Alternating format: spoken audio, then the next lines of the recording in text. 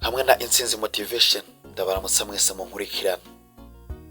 Hari igihe twinjira mu rukundo rushasha tukumva vyose ari vyiza, amarangamutima akadutwara tukibagira kwitondera ingingo zimwe zimwe zikomeye.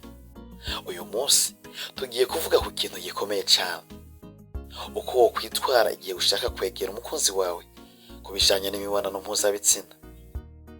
Intumbero y'iyi documentation y'iki kiganiro si kwigisha gukora ibintu bibi, ahubwo ni kugufasha gufata ingingo nziza zifise ubwenge, zitarimo igitutu canke ukwishuza mu nyuma. Mu rukundo rushasha hari ibintu bitatu ukwiye kwiyubuka. Icambere, icubahiro imbere ya vyose. Urukundo nyago ntiruhatira, niba uwo mukunzi wawe atiteguye uravyuba. Consent, kwemeranya mwese. Ico kintu dusanga ku mwanya wa kabiri. Ntihagire uwumva agize ubwoba canke igitutu. Mwempi mukwiye kuba mubishaka ku mutima. Naho ku mwanya wa gatatu, ubuzima bwawe ni ubw'agaciro.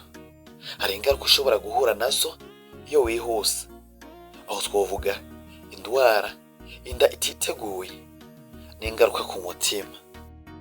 Ntukemere igitutu niba umuntu akubwira ati nitutaryamana ndagenda. Ubu si urukundo, ni inyungu ziwe. Urukundo ni sex gusa.